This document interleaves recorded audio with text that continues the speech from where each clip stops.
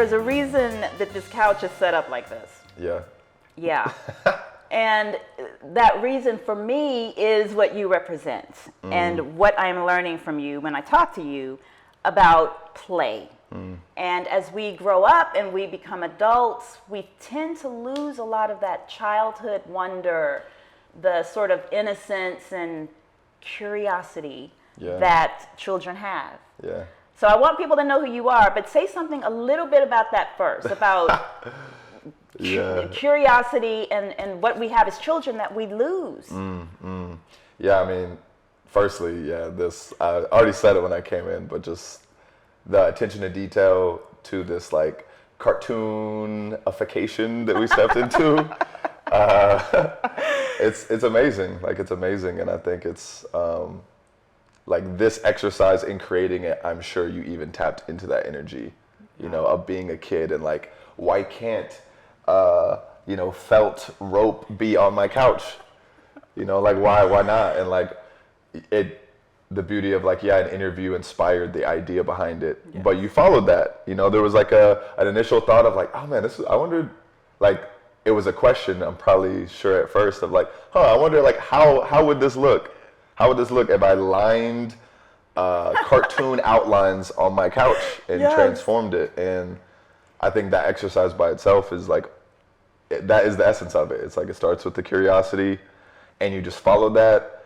And for me, I think the key is like to relax the judgment, to relax the perfectionism of like, cool, this could have looked however it wanted to look. And it looks this way, and it's like, it's beautiful, it's whimsical, it's like fun. There's an energy that's so inherently playful with it that just like relaxes any seriousness or tension, even in like whatever apprehensions that could come in an interview. And I think this example is already like, this is it. You know, you had the curiosity, you're like, I wonder, you did it, and I'm sure in doing it, like, there was some fun and playfulness to be had. There was, and I love that you say that, because after I did it, I thought, what if he walks in here and he's like, what the heck is going on? But I knew. I think I knew that you would just have fun with me. So your name is Malcolm Bradford. Yep. Tell us more about who you are. Where are you from? Yeah. Where are you from, and how long you've been in Austin? Yeah, North Carolina is like what I claim is like my formative roots. I've had some time in Texas before, in Dallas, when I was like 2 to 10 years old, but the like who I became, who I evolved through, the old phases of Malcolm, like a lot of that was North Carolina till about 25. And then I moved here 5 years ago.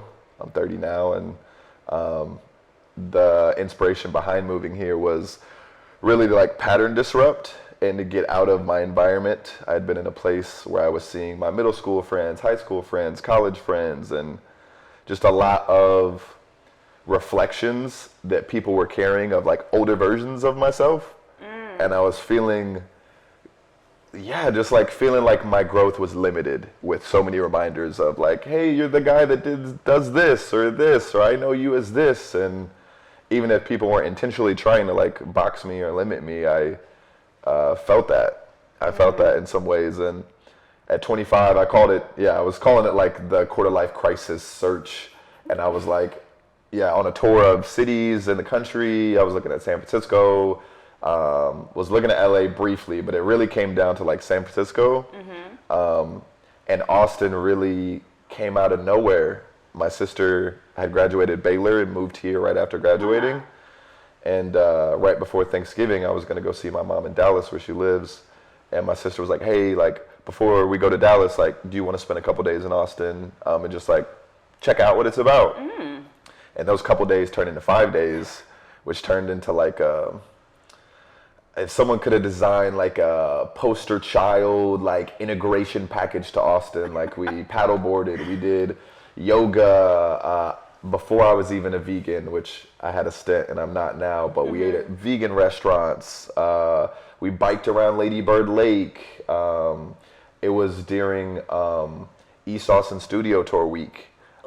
And that really, like, there were so many things that really stood out in the city culturally and how active people were.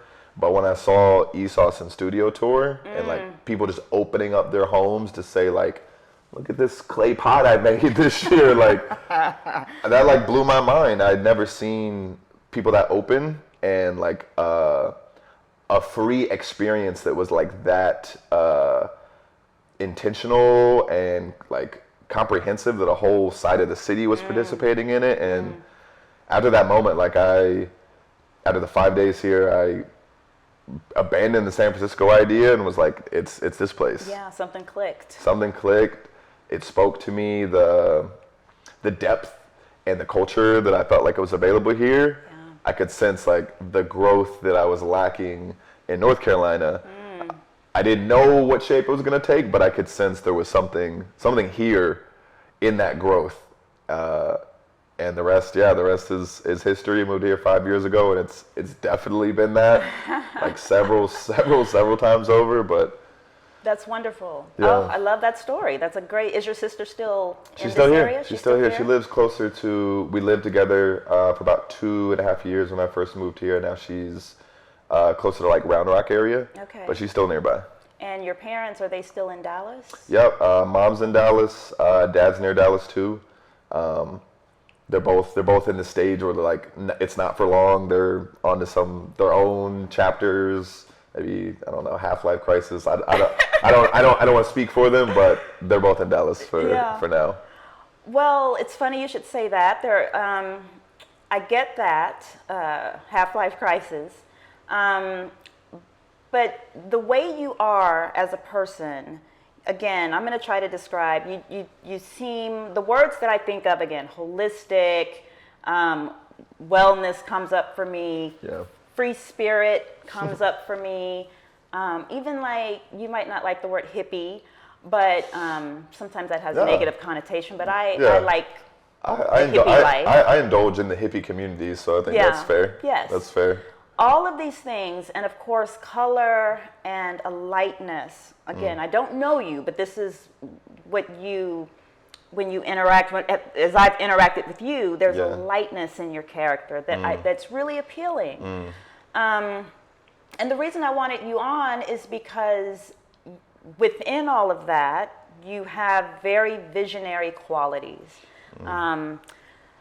You refer to yourself, I've seen on social media, as a space designer. We'll get into that in a little bit.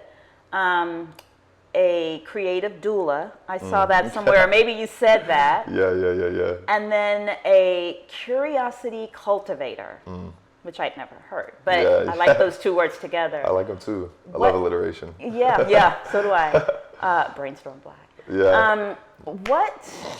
So again, connecting it to your parents when you said they might be onto some different things, whatever, I see you that way too. I feel like I'm that way. What is a curiosity cultivator? Yeah, I think it's just, for me, that's just someone that like follows and pursues the questions that come up, whatever those questions are. Like that can take place personally, that could be with others, that could be with business ideas, that could be with music projects. But for me, it's just like there's questions that come up and there's actions behind the questions. You know, the questions don't just live in a notes folder, even though I do have some questions that have still lived in a notes folder. But for me, there's like a real desire to, if a genuine curiosity comes up, a lot of my friends know, like, I have certain phrases and words that I use a lot, and breadcrumbs is like one of mine that I use a lot. And for me, a breadcrumb is just the next step after a question, you know, and there's more breadcrumbs. Like, a breadcrumb is not a singular thing. It more often than not leads to another breadcrumb. Yeah. But for me, it's like a question appears, could be anything, could be, you know, in the spirit of flowmagin, what I'm sure we'll talk about. For that was the question of, what would happen if wellness was playful? What would that look like? What would that feel like? What kind of experiences would be offered? Who would teach it? What would the building feel, smell? You know, there's all those questions around, like, what if wellness was playful? And literally a breadcrumb at a time led to eventually what is now flowmagin and what was now created. But I would be lying to say if that initial question, like, had anything that looked like an answer of what it ended up looking like. Yeah. Because it truly was just a step at a time, a breadcrumb at a time that led to another question that would lead to another question. And then, there's like 9 tabs of my mind open of questions. And, sometimes there's a space and time where it's messy on purpose, and that's supportive to have all those tabs open, because I think it allows for like some cross-pollination of some of the questions, the breadcrumbs, the ideas. There's times definitely it's important to close the tabs and have a singular tab, a singular priority. But I do think it's important to like make it messy on purpose, especially in the beginning. Make it messy on purpose. With the questions. Make it messy on purpose, allow the question to unfold into wherever that next space goes, like without an attachment on where it led you, where it took you. It's like, oh, this question took me here, like relaxing some of the judgment and just say, okay, cool, like, is there any more questions that I have now that I'm here? At wherever here is. And then just rinse and repeat until you get to somewhere where you're like, okay, cool, wow, I'm here now. A lot of people, again, as we get older, following the breadcrumbs, that's scary. I know a lot of people, and I have fallen into this trap where they have to plan. They have to do and not just, we all have to plan. Right. But they live their whole lives based on either a plan that they've set up or somebody else's plan. And the idea of living that way just is scary. And I get it. Yeah, I think that someone else's plan is like, I feel like that's the first step in the unconditioning to get to a place where you're asking questions for yourself that aren't, your parents' questions or your high school friends' questions or your significant other's questions for your life. And so much easier said than done. I feel like that is like a continual practice of checking in with yourself of, is this desire mine? Is this question mine? Is this curiosity mine? Is this, does this land with me in a place that feels like solid? And I think there's no one way to really get to that. I think that's unique to everyone, and you just have to check in with yourself and just be honest. There's a phrase, me and my roommate have been doing this accountability practice where we set our weekly goals on this board that we share together. So we can check in, we can track, what's happening, and we've found even a way to make it playful. And I was a big Pokemon fan growing up, and I went to Best Buy to get this thing that I needed for some music equipment, and they didn't have it. But in Best Buy, I saw they had Pokemon cards, like 3 for $15, and I was like, what? I was like, yo, they still sell Pokemon cards? So I went and bought Pokemon cards. I had about 50 or so Pokemon cards, and what we do on our accountability board is before each week, we spread it out tarot deck style, which is just face down so you can't see what you pick. And we just pick a Pokemon, and that's our character that's following us through our goals through the week. And on the accountability board, we have a quote that we write that we've never erased off the board, but it's "Don't gaslight yourself." And for me, I feel like that is a really big piece of the "is this desire or curiosity mine?" And being really honest with, is there any level of make believe, or you're trying to persuade yourself into something versus feeling like you're just following your real desire and curiosity. And for me, the Pokemon cards is funny because as a kid, I love that. And I just was like, yeah, I'm just gonna follow this. I didn't know we were gonna turn this into an accountability system where we have avatars that are Pokemon cards that follow us throughout our week. And if you put one on that day, that means you met all your goals. I didn't know any of that. I was just genuinely excited to see this thing that used to make me excited as a kid. Yeah.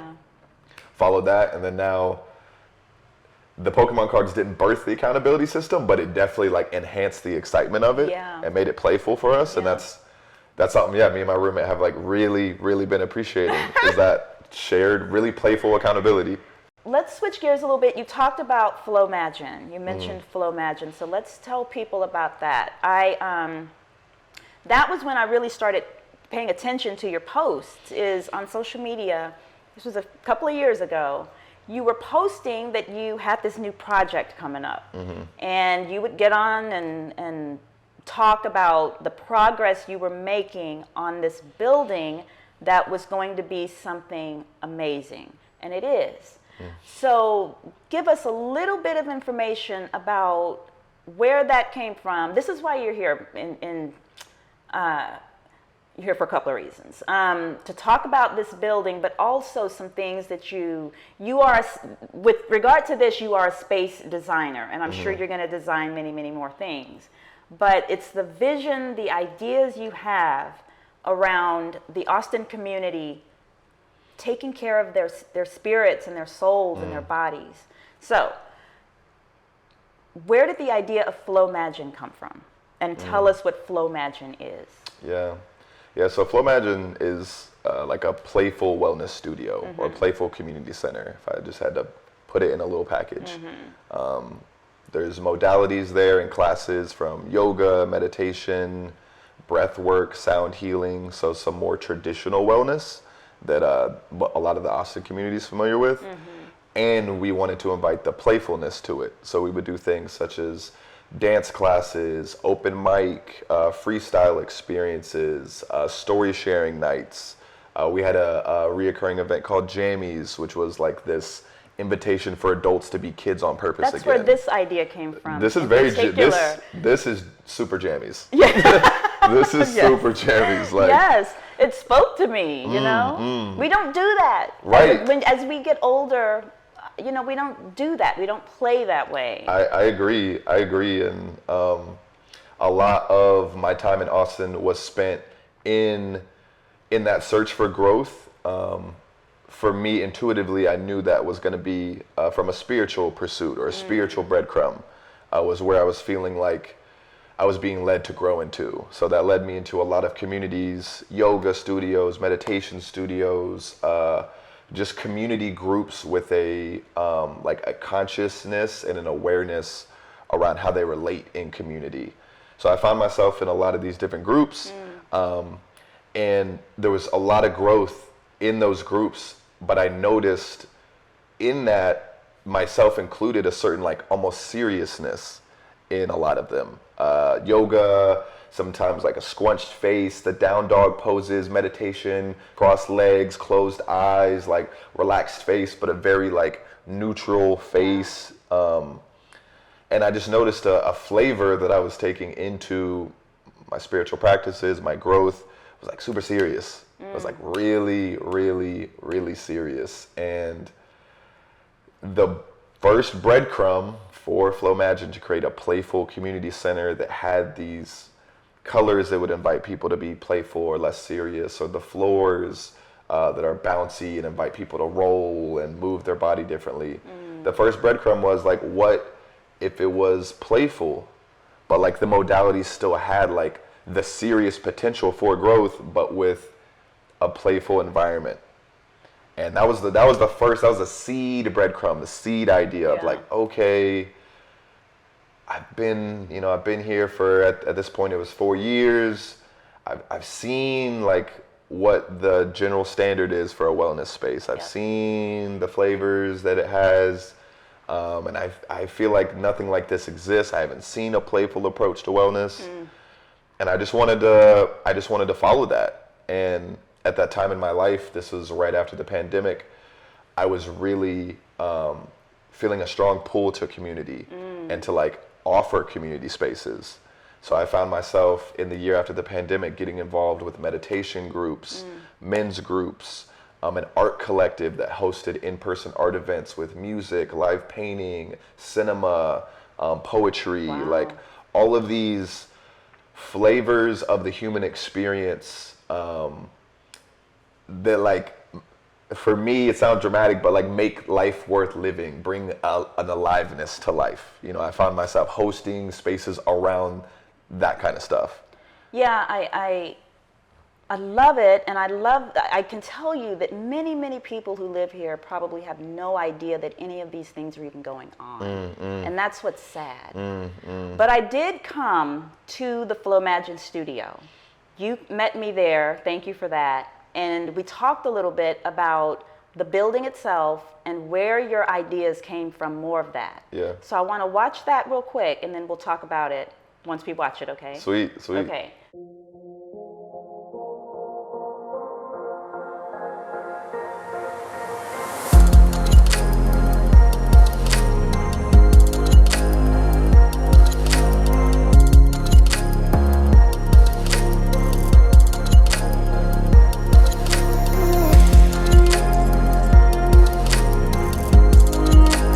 It wasn't like, hey, I want it to be like, it needs to stand out from what's out there. But inherently, the ideas that I had for a playful wellness center were different than the landscape of what existed, which felt kind of one-dimensional, very one flavor for the yoga studios out there. Just like a lack of just like playfulness. It felt really serious, like a serious meditation practice, a serious yoga practice. Like everything had this like flavor of seriousness, and I was like, something in me told me, okay, cool, that is a way, and there's also another way. The way I chose was like a playful flavor that, yeah, in my mind I felt could invite people in a way that was accessible to some of these things like yoga, meditation, sound healing, breath work. And the inspiration was like, hey, if the colors are playful, if the space is inviting, then maybe someone that hasn't tried these things, it'll feel more accessible and a little bit more demystified of like this woo-woo thing that's only for like a certain body type, a certain person, a certain economic class. But like, hey, like, cool, this place reminds me of a 90s bowling rink walking in. Like, cool, I feel like they don't take whatever they're doing on the inside that serious. The concept for everything really began with the floors, because I knew for me, I wanted the floors to be like the first tangible experience when someone stepped in here.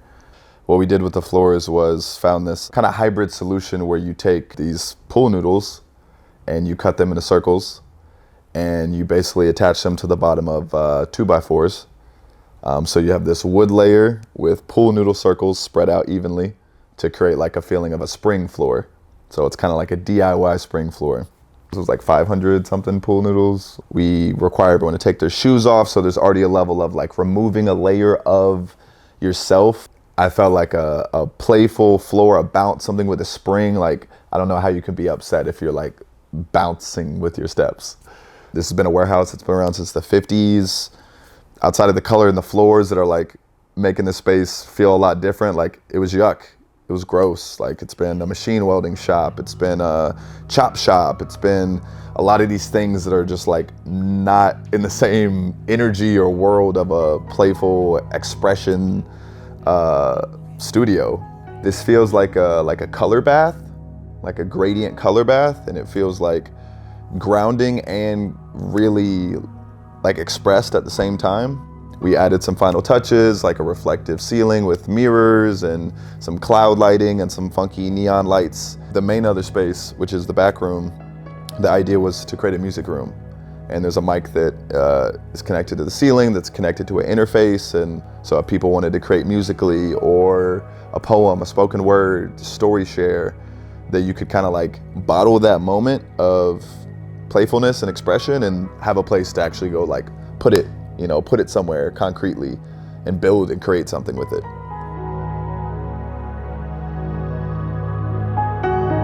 I think the curiosity piece is quite literally something I've been born with. As a kid, it was like the full kid experience. I was there for the ride. I was there for the summer camps, the getting lost outside, playing basketball till the street lights come on, and then going inside and like getting lost in a book. I've loved sports. I love media, games, storytelling, playing outside, staying inside doing crafts, building things. I have a lot of interests that are like pretty wide, which kind of speaks to this space that hosts drum circles, ecstatic dance, meditation, yoga, sound baths, like an adult recess day, like all these flavors of the human experience, for me, come from a place of like just curiosity into the whole experience, the whole spectrum, the ride. That place, if you're someone who loves color, particularly, Yeah. that place is a dream. Yeah, I mean, you gotta look at that. Tell us more about where the idea for the building and the design of it came from, because that was your vision. Yeah. It was an evolving visual idea and experiment, like the whole time. We spoke to it, when we met there, but the floor was like the priority. The aesthetics were still being thought about, the colors were being thought about, but really for me it was like the floor was the make or break.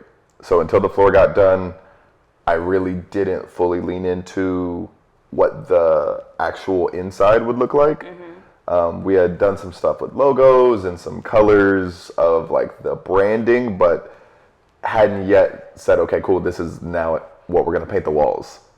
So it was really like the floors got done, and once the floors were real and we could see like, oh, it's doing the thing we wanted it to do, then that's when I allowed one of those tabs to close and to really like focus on what does this feel like? What does the color look like? And that was like a combination of just like so much like inspiration seeking online, like what's out there, Pinterest boards, different mood boards, cool like deep Instagram dives into like these places globally that have playful environments or playful colors, and we would start to just grab like what are themes from some of these things. Like a lot of playful places, there's not a lot of straight lines, it's a lot of curves, it's rounded edges, there's a flow to it. A big trend even in the wellness community is a lot of gradient energy. So a lot of like colors transitioning from one color seamlessly to the next color. So I mean, when you walk in there, it was my first time in there. I'd seen pictures online, but you really are transported to a different place. People who are afraid of those deep colors, like red is one of my favorite colors, but you gotta go and stand in that space to feel what that's like. Right. Yeah. And I mean, that was the goal, was for it to be a drastic contrast from wherever you walked from, the street, a bar, school, home. The goal was to like shock you, to intentionally like disrupt whatever visual pattern you've been in and whatever visual colors you've been looking in. That was the first mission. Was okay, cool. If we can disrupt what you're seeing, if we can disrupt what you're used to seeing, and bring a level of awe or excitement or like, what is this? Like when people would come in and like be almost confused, like I'd be like, we're doing it, cool. Like, if they're like, what? Like, if there's that level of eyebrows getting furrowed and like curiosity at like what they're seeing, it's like, cool. More often than not, you're at least gonna follow that, because that's like a version of raw curiosity that's like, it's landing in your body to where your face is changing. So I know there's a curiosity there because you're confused, and I just feel like human nature in general, if there's like a mystery or a thing in front of you that is easily like can be easily discovered just by you following that, like I feel like that's a really easy way to kind of on-ramp people onto this like this breadcrumb energy. That whole area right there is just magical. All the buildings, and then even branching out, the art and everything. But that one stretch right there is a pretty magical place. It is. Yeah, it is. So thank you for inviting me there. Love it. That again was your vision. You ended up selling, you said, the space, but I'm a believer, I know that when you are a creative person, or you are living your life in a certain way where you're not afraid to follow those breadcrumbs or to take risks or whatever, those ideas don't quit. Like they are there, they come when they're supposed to come. So there's something else now that you told me that you're working on. Now I'm gonna say just in a sentence, say what what you're working on now. So the next project is a bathhouse. Okay, stop right there. Already. So a bathhouse. Now, when you said that to me, we did a Zoom, and you were telling me about this, and I'm not a prude. I'm not, but I have typically always been kind of a serious person. I've had serious jobs, and I'm a mom, so I have to be serious. Even though I'm really not, and I know that I'm not, but you have to. But my point is, I'm not a prude, but when I hear bathhouse, I know what I think. And I wondered if, with my friends, some of my friends, I reached out to them, and I just asked them, when someone says bathhouse to you, what do you think? And so I wanted to share some of the things they said to me. Oh, I love this. This is just like... a little research. I love it. Let's go. One of them said, ha ha ha, emoji. Well, I think it's a spa-like place that's divvied up by gender where folks can soak naked. She said naked, N-A-K-E-Y, if they want to. Yeah, okay. Yeah. This friend started off with, no idea. And she said, sounds like naked communal swimming. Okay. Another friend wrote first. And then a place where gay men hooked up in the 1980s. That's what she wrote. Nice. Okay, this was bad. But another friend said, it's old, creepy, sweaty men talking to each other, smoking cigars, and making $1 million deals. Wow, what a spectrum. Okay. The fact that, 5 of my friends, other people responded, but they were all pretty much the same. They were not quite sure. Right, and yeah.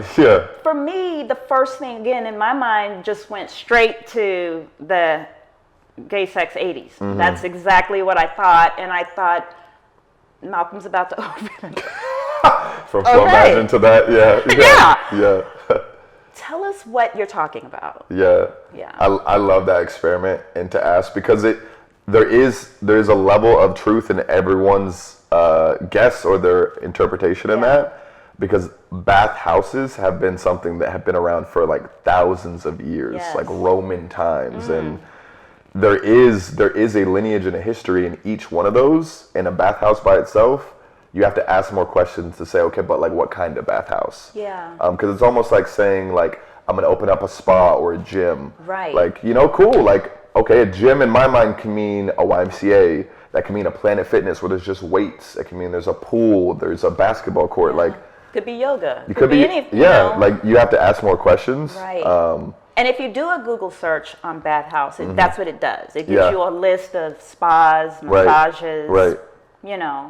But what you explained to me on Zoom is very intriguing. Yeah. So tell us more about what you're thinking. Yeah, so in the landscape of everything that you just mentioned and all the flavors of that, our goal is really to create like a communal place for people to have water experiences. Okay. And for me, the important quality in that is that the waters, the tubs, whether that's a hot tub, a cold tub, some temperature in the middle, but you have an experience in the water where you move through different temperatures of water.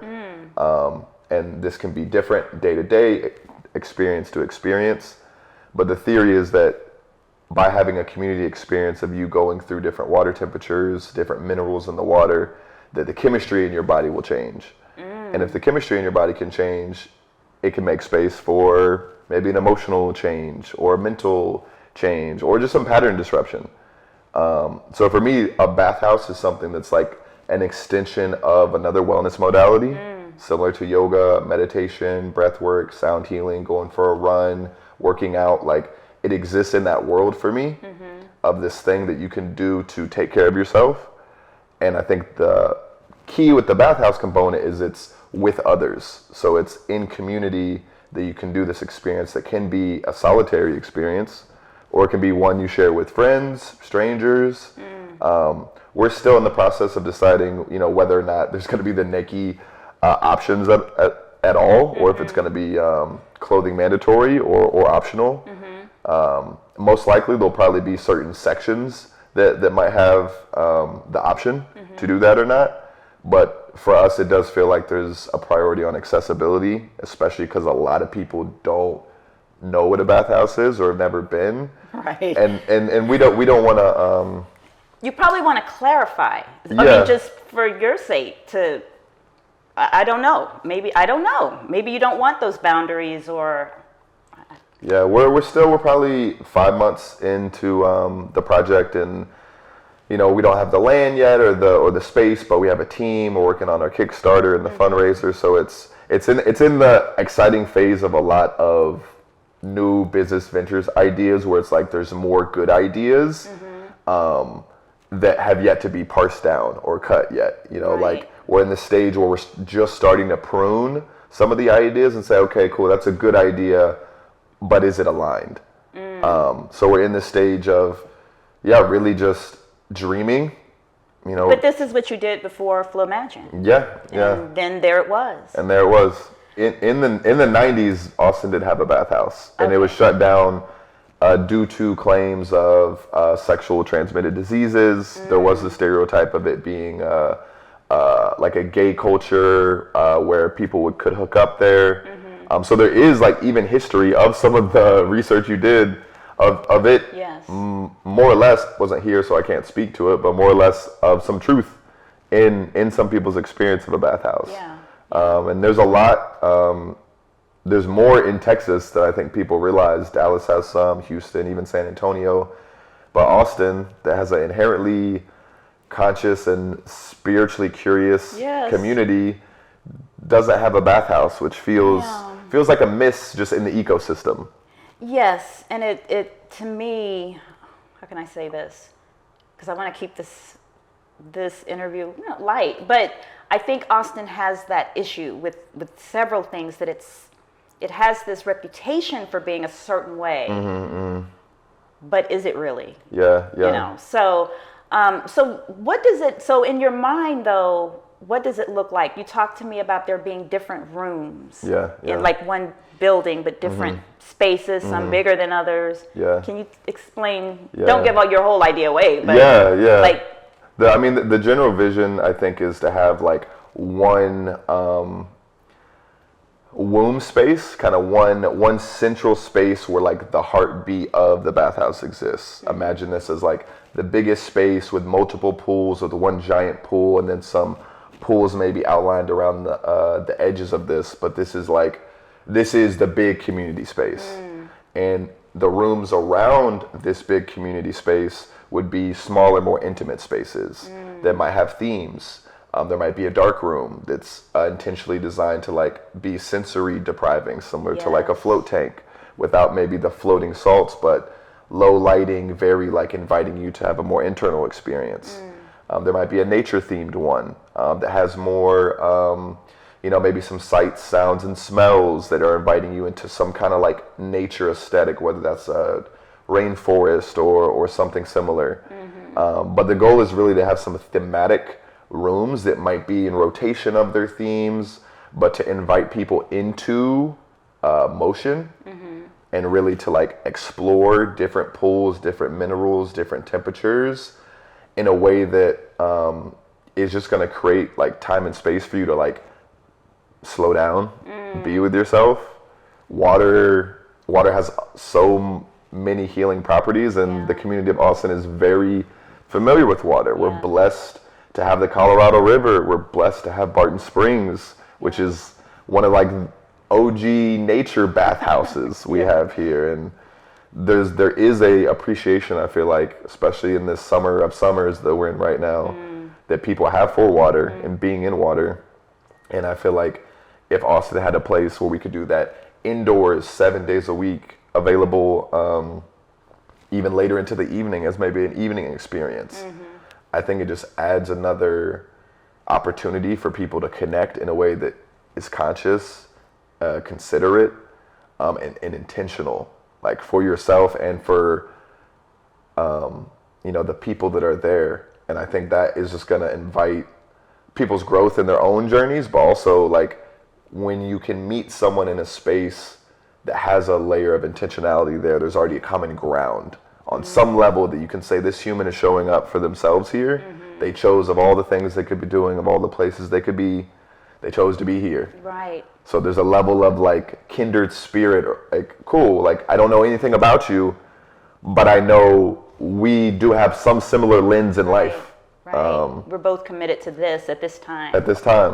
The ideas that you're having that focus on wellness, health, spirit, water, I find that really exciting for the Black community. I think there's so much we can get out of that. Yeah.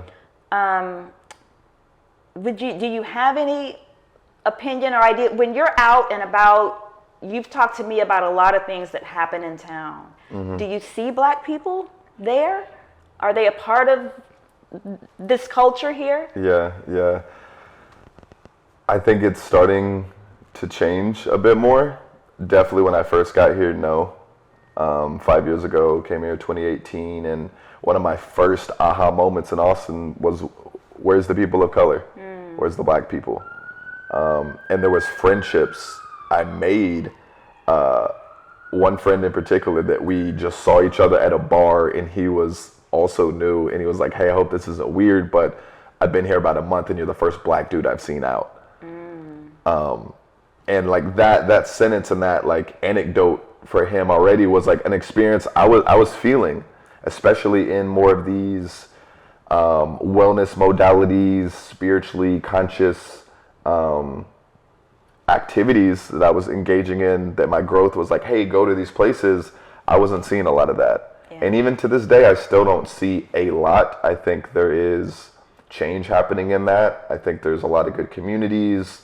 Origin Studio is one that's come up in the past few years that I definitely think introduces a flavor of wellness into what they offer. Rich's Art, which is near flowmagin, like he does a lot of things that are promoting the arts and that do have wellness components, and he has conversations on emotional health. So I think a lot of these things are changing for sure. But I do think there is maybe an unfair stigma for some of these wellness modalities, yoga, breathwork, meditation, that people go, that's white people, you know? And they just go like, that's not for me. And I think there's a level of the representation that kind of creates that belief of like, oh, that's what you see. You see the, the tight clothes wearing fitted yoga teacher that's probably in her mid 30s, a Caucasian female. Exactly. Certain body type, certain energy, certain ethnicity, and I think subconsciously, that creates some of that like, oh, that's for them. Yeah. That's not for me. Yeah. And all of these modalities, like we live in the most accessible time ever in human history with obviously the internet, birth of AI, all these things. So there's so many tools out there to nourish your spirit, your emotional health, whatever you feel like is your internal world. There's so many tools out there. I've been blessed to find some that resonate with me. Yoga, meditation, breath work. I like things that like I can feel change the chemistry in my body, so that I know it's not all this ethereal, woo-woo, emotional change, but there's actually like some physical change for me that helps to keep it grounded. And I also do like the woo-woo, spiritual, like closing eyes, deep meditation, sensory deprivation float tanks. I've done a lot of those. Like I also enjoy a lot of those things, but that wasn't my first step. I didn't dive into that first, I was like, what is yoga? Okay, cool. Like it's kind of like a functional workout, really. It's like Taibo, but more stretching, and then that grew into like, the part of yoga I started to really love was at the end, Shavasana, where you're just laying down and breathing after you've done hard work. I was finding my internal world during that like 5 minutes of meditation.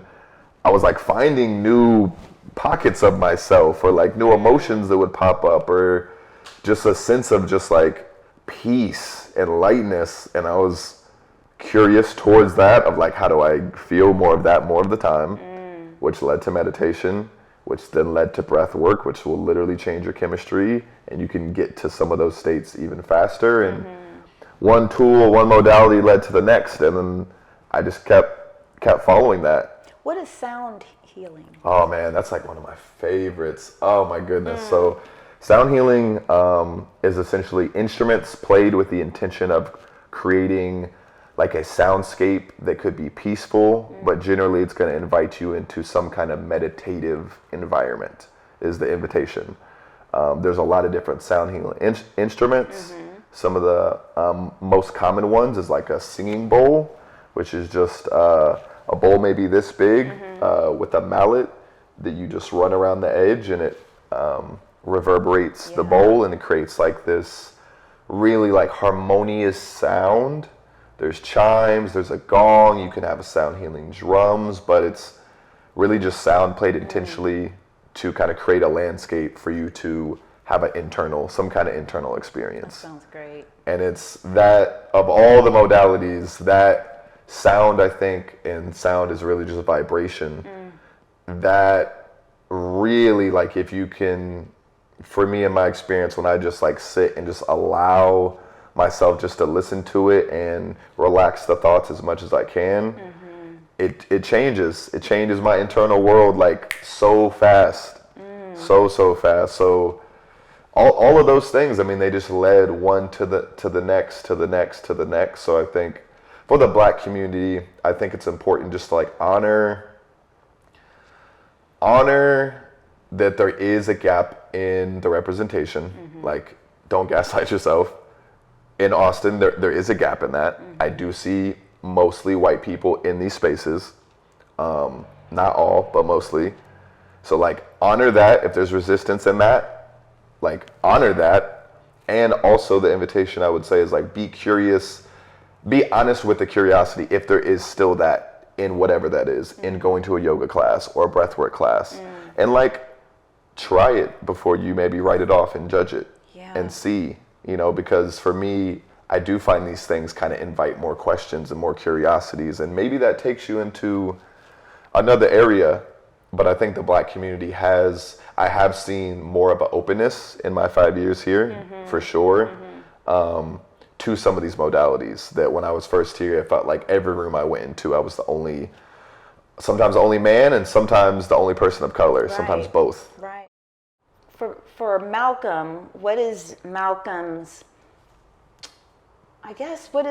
the most Malcolm you would like to be? You seem like, again, you seem very comfortable with who you are, which is beautiful because we don't see that a whole lot.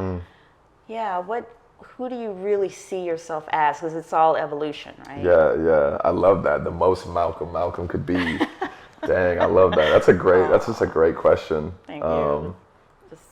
Yeah, I think for me, the most Malcolm that Malcolm could be, and that's really like, what is the fully realized potential of Malcolm, is like a radically honest expresser, musically, in communication, in storytelling. That's someone that's a Malcolm that continues to like be inspired and inspire, and really leans into this energy of being like a way shower. Like, I take a lot of responsibility and like pride in the fact that I look at life, I have a lens through life that feels unique to me, that feels unique, and that I can see the world in a way, and I can see these things and concepts that may be separate, and I can want to blend them together in a way that for me like makes sense, but for others, they maybe have not thought of that or see that. So like, a peak Malcolm leans fully into this energy of the way shower, and really I just continue to like follow my honest curiosities, and I pursue those every single time. And that Malcolm never reaches a place of like complacency or like, okay, cool, we've done 5 spaces, 2 bathhouses, another flowmagin, another this, a festival, whatever the next space is, like, that I continue just to like follow those curiosities.